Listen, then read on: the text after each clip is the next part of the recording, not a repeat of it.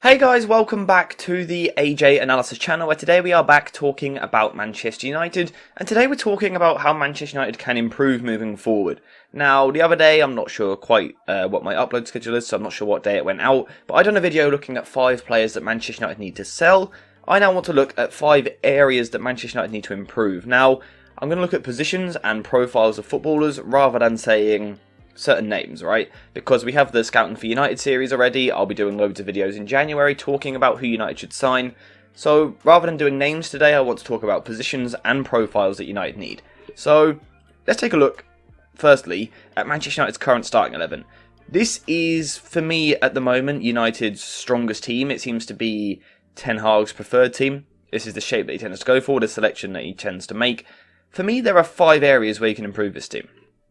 Either in terms of literally replacing the player in the starting 11, or replacing the squad depth. And we are going to start in goal. Before we continue with the analysis, I want to talk to you guys about JerseyFIFA.com, the home of all of the greatest football kits. Whether that's the latest home shirts, the latest away shirts, tracksuits, or even retro kits, Jersey FIFA has a bit of everything. There really is something for everyone, so if you are interested, then make sure to use the link in the description down below, and head to JerseyFIFA.com.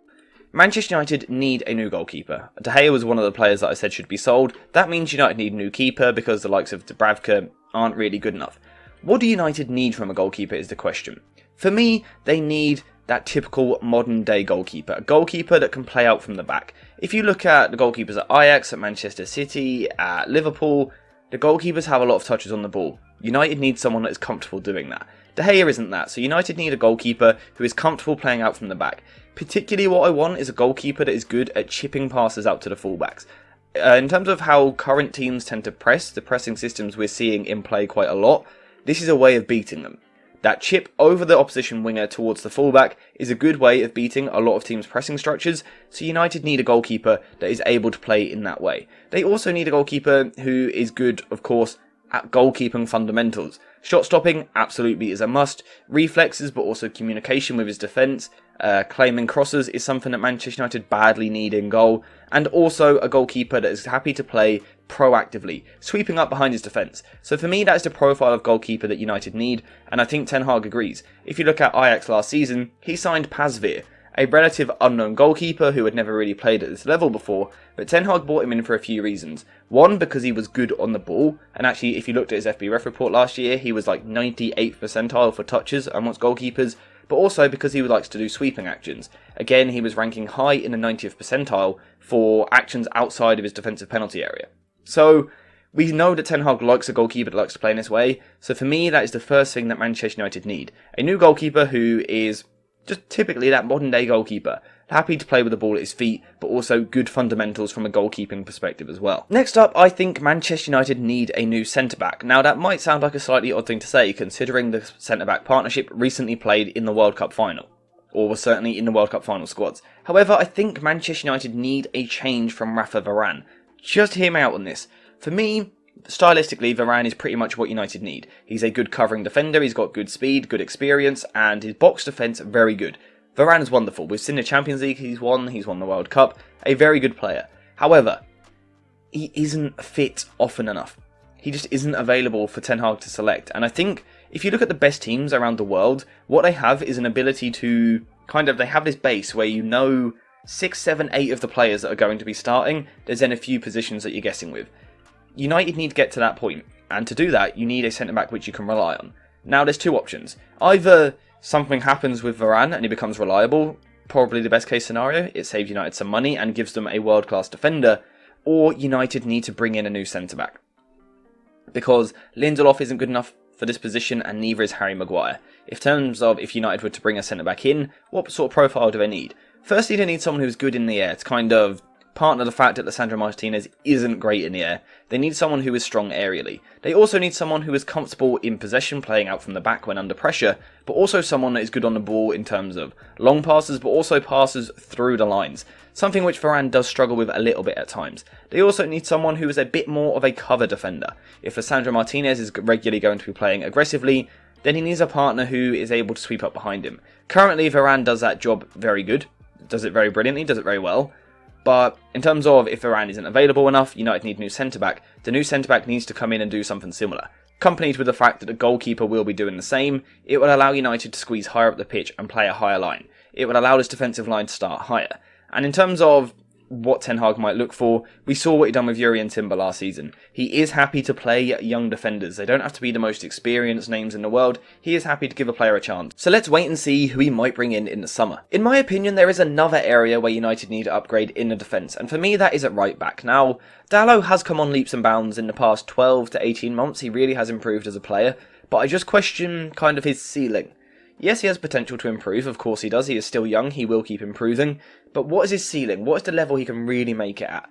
I'm not too sure, and also defensively I think he's a little bit suspect at times. In terms of if he was to be replaced, what does Ten Hag want in the fullback?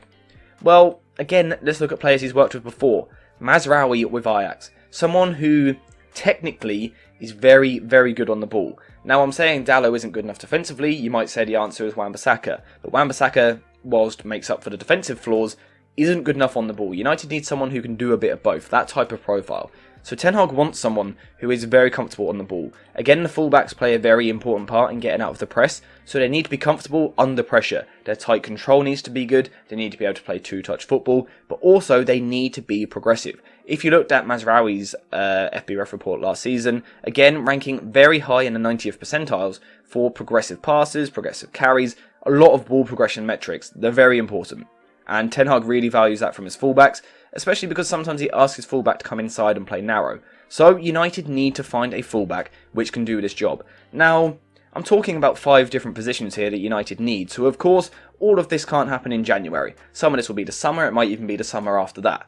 I'm just thinking out loud positions United need. I just think that at some point United can upgrade at right back. Dalot is probably good enough for the short term, but as United continue to develop and improve under Ten Hag and evolve as a team, I think a better right back could be brought into the club. Someone that is really comfortable in these narrow areas, really good at progressing the ball forward through the lines, really good with his tight control, his first touch, his ability to take the ball under pressure and beat a man, but importantly, also defensively as well, particularly in transition. That is something that Manchester United will need. Another position which I think United need is perhaps the most obvious one in the team, a central midfielder. We know how much Ten Hag has been in pursuit of Frenkie de Jong, trying to get him into the club, and it's pretty clear to see why. This is the type of profile of footballer that he wants in his midfield.